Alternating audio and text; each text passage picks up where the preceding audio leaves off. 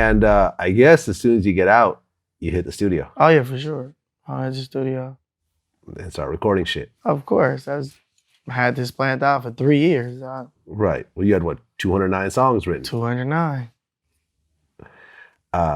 And since then, you dropped videos. Yeah, I got one video. Fights Don't Matter? Fights Don't Matter. Yep. It's been going up. I was like, damn, bro.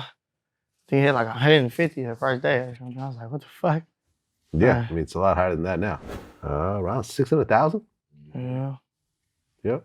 Been out about a week and a half. Yeah. What's next for you? I'll drop a tape. We know the truth. I'm trying to drop it by at least end of the week. I'm I'm supposed to turn my shit in today. I got a lot of people on there. Yeah, who's on there? I got Rich the Kid, T Grizzly, Okay. Sean Kingston, Stupid Young, my brother, Ketchup, like regular OGZ. Trying to get Rio on there. Hopefully I'll get him on there if I turn it in today. And then, I don't know, whoever else send me some shit today. I'm pretty much done with it. I'm just trying to like rearrange songs and see like what I can replace shit with, because I've been doing a lot of songs. I mean, is it a weird adjustment for you? Because here you are, you just spent 3 years. I mean, think about it. You spent 4 years in high school. Yeah, pretty much. Think about from your freshman year to your junior year, you're in a cage. Yeah. You have to ask to shower. Yeah. You don't decide what you eat. You get served whatever slop everyone else eats. Yeah. You're around a bunch of men. Yeah. And these are not the nicest people. They're not. These are murderers, thieves, gangsters, liars, cheats, rapists, pedophiles. They're on another side. Right. They're now next to. Okay. but still, the type of people you're around. Yeah, pretty much. And here you are now. You're out. Yeah. You got nice clothes on. You got your jewelry on. You're eating what you want. You're driving around in nice cars. You get to go where you want. You don't have to ask another man to do something, I remember the first time I got locked up, that's what really fucked me up. Like, I got to ask this man to go to the bathroom, for the first time in my life. Like, it just, I couldn't get over it. Yeah. And now you're out. And a lot of guys that I know that have been locked up for a while, it takes a while for them to kind of get back in society again. Yeah, Are you going through that right now? Where I was at, yeah. Because I wasn't in a regular place. Like, people think cause there's high power. Like, you got high power. Then you have solitary confinement. People think it's the same thing. It's not the same thing. Like, the cell I was in was a 5x7 cell. The regular cell is like 6x6 or something. That regular high power cell is like probably 6x6. I was in a 5x7 cell. Like, the bed was so small that the mat hanged off the bed. Like, the mat was hanging off the bed. Like, you had to sleep sideways. Like, it's so small to where if you stand in the middle and you try to extend your arms are going to bend. Like, you have to work out diagonal. Like, it's a really small cell. Like, so that shit gets to fucking with you after a while. Like, and then it's like, there's no phone down there. No visits. Like, no one comes down there. Like, in the module, like, specifically, I'm going to tell you the module is module 2904. Yeah, just ask somebody about the module. A lot of people don't know that module even exists. It's 6 cells in there. It's where they're supposed to be allegedly keep, Mexican mafia people, cop killers. Sometimes they, put people down there with like bullshit ass charges like restraining orders or violating, contacting the witness, shit like that. So on the door, it says like, before you even open it, it's just a little ass door. There's no booth or nothing. Nobody's watching this. They do their walks every 30 minutes, an hour, close the door, nobody's there. There's a sign on the door that says hostile inmates. Do not open flap, whatever. It's a flap on the door. Do not open, whatever. Like, it was crazy, bro. Like, all that shit over me putting up an Instagram post. Like, it just shows how much they just really like. Yeah. Yeah. Well, Drakeo, man, congrats on coming home. Yeah, man. Like I said, I purposely did not want to do the interview because in the same way that you got put in solitary over an Instagram post, something probably would have happened to you over the VladTV interview. Yeah, that was tripping over like certain shit. Right. Yeah. Which is why I didn't want to do it. Yeah. But you know, it sounds like you've been a political hockey puck basically for the last 3 years. Yeah, pretty much. That's what I being heard. used by the DA to try to prove a point. Basically, that's exactly what it was. Proving a point, making an example. Yeah. Like, because even with my judge, like, I try to explain this shit on Twitter to people, like, but now I'm right here, so it's just weird to me. Okay, so the first DL on my case, her name was Shannon Cooley. Her dad is Steve Cooley, who was the head DA before Jackie Lacey. Jackie Lacey used to work for him. My judge used to work for him because she was a DA. I go to court. She got pulled, I guess, with the judge because she's basically looking at the judge like, "How you used to work for my dad, and he was the head DA." So I'm seeing all this, but other people are not seeing what's going on. I got it. We were rappers, rap stars. They were going to make examples out of all of us. This was going to be the big case for her. What happens? I get acquitted. It looks dumb. Like, they have my co-defendant and all that. They convict him, but they don't really give a fuck about him. It was about me. So once the Fader article came out, it was just embarrassing for them. She's not on the case no more. What happens mysteriously after that? She's a judge now. I get a new DA, whatever, Phil Sterling, whatever.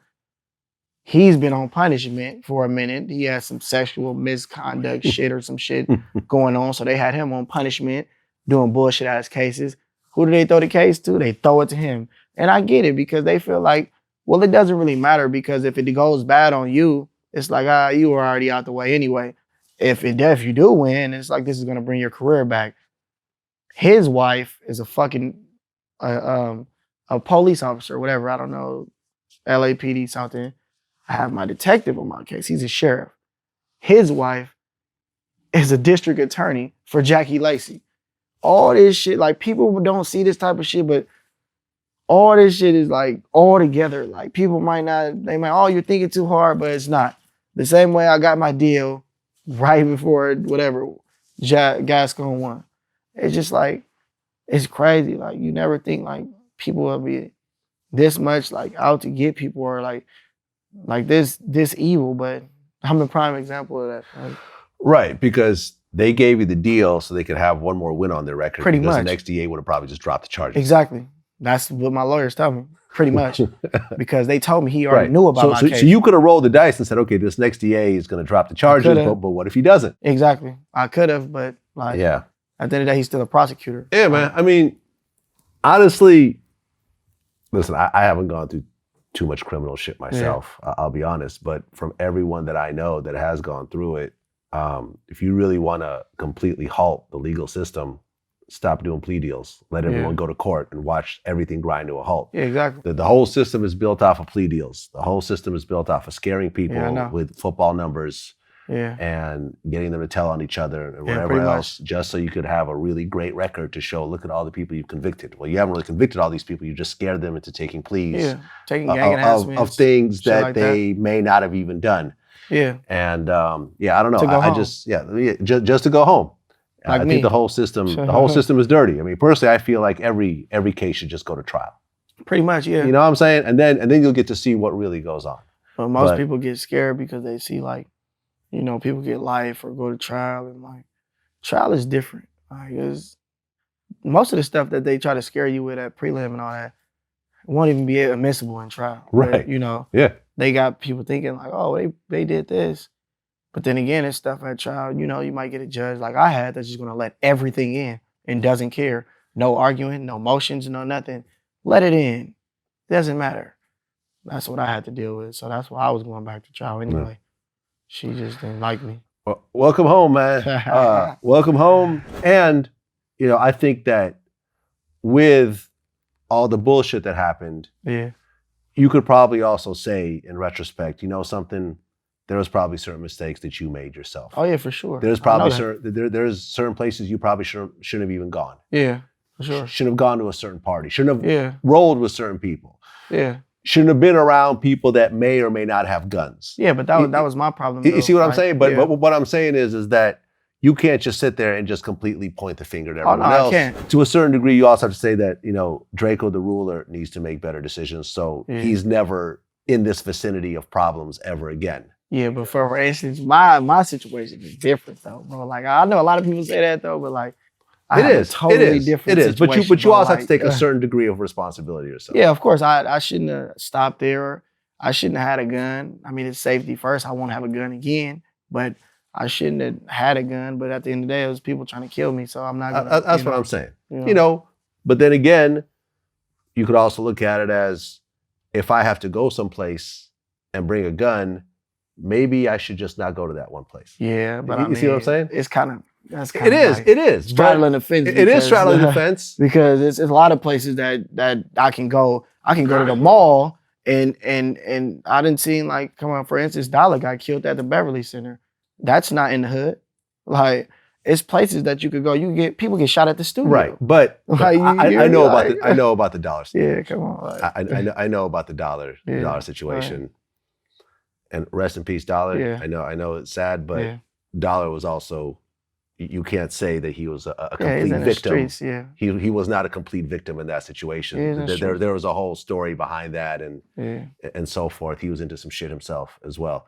Yeah. So, like I said, you have to walk away as you're getting ready to grow older. Oh yeah, for sure. It's just not as easy as to be in your 30s, your 40s, your 50s, your 60s. For sure. Kids, grandkids, and so forth. You have to say, well, I never want to be in this situation ever. Oh yeah, I don't want to be in this situation, but at the end of the day, like, there's certain things I don't have no control over. Like, it's people that still holding on to things that I don't know what they holding on to, because it really doesn't matter to me, because I don't care. But I'm not going to go out my way, like, driving in the hood and doing all that other stuff, because people are haters. Like, at the end of the day, I'm pretty sure you've seen it. Like, nobody wanted me to get out. There's people that wanted me to get out that, like, fuck with me genuinely, but it's a lot of people that don't want me to get out. I have people that go behind my back and tell people not to do songs with me because they're scared of me. They're scared of my talent. At the end of the day, I didn't get out and reach out to nobody. I got out. I went to the studio. I did what I had to do. But there's people, they're going to say, if you ask them, that they're not hating on me, they're not doing this. I never said nothing about this man, but behind closed doors, they're telling people, don't do this. Don't fuck with him. Fuck that nigga. Like, come on. Like, so this little shit that I'll be having to deal with, that I'm trying to work on myself, because at the end of the day, like, I only been out, 9, 10 days, some shit like that. And the environment that I was in, like, the littlest shit, like, can cause something. Like, especially, like me being in solitary confinement. Like, I tell people this shit all the time. It doesn't do nothing but make you worse. It doesn't make you better, because you're dealing with killers and people they're not playing no games. Like, nothing is for play. Everything is serious. You have to really listen to shit that people say when they say things. You have to literally sit there and listen, like, okay, like, somebody might be like, hey, bro, like, all right, can you change the channel for me, or some weird ass shit? And you just sitting there like, what you mean by that though? Like why are you doing this? Why are you telling me to change the channel or some weird shit? Like, when I just changed it to this station, like, it's like weird shit, like shit that it just triggers something. So I'm still trying to, like, work on that, because I'm not used to this shit. I'm trying to, like, do this rap shit, and, like, but these niggas are like hoes, like, and I'm trying to like I don't know. I'm trying to get used to this shit, like, just dealing with these fake ass niggas, like, because at the end of the day, I'm real. Can't nobody tell me who I'm gonna do a song with or who I'm gonna do something with, because then I'm gonna tell them that has nothing to do with me, bro. That's y'all politics. That's what y'all got going on. I would never tell another man to not do something with somebody, or don't do this because I'm having an altercation with this person, because that has nothing to do with me. These people, this is the type of stuff they do behind the scenes. I only been out 9 days or 10 days, and this is the stuff that people are doing with me right now. It's kind of crazy. Yeah, man. Well, look, you're in a good space right now. I am. Okay. You don't have any pending charges. You don't have anything hanging over your head. Are you on probation? I'm on probation, though. Okay. How long? 5 years. I thought they were supposed to stop that. Well, be careful in that regard. Oh yeah, for Be sure. careful man. in I that don't do regard. nothing, man. I'm in the studio every day. Because Man. you're not a regular citizen I'm not. like everyone else in this room. I know that. Which means that if you get pulled over, Yeah, they don't need a reason to search your car. Yeah, I know. They can show up at your house whenever they feel like it and, Yeah. and ransack your house. I know that. They can find out where you are at any certain point. I know. You're still kind of in jail in a way. Pretty much, yeah. You know, Yeah. but luckily you're not actually in jail. And from what your manager TK, who I've known like 15 years now, who's always solid in 100, just told me, I guess you got a really big deal on the horizon as well. Yeah, that's what I've been hearing. That's what you've been hearing? Talking to these people about. All right. So once that news is out. I'm independent right now though. So you're independent right now. I don't want to hear all this. Like, you feel me? I don't want to hear all this. Oh, he got all this from the deal. No, I got out of jail with all this shit. That's what's up. Without the deal. That's what's up, man. Well, listen, congrats on everything. I know you went through hell over the last 3 years, man. But these type of situations is what builds character, what makes you stronger, what makes you appreciate the things that you do have, man. I appreciate it. Only the best, man. Man. Peace. Dang.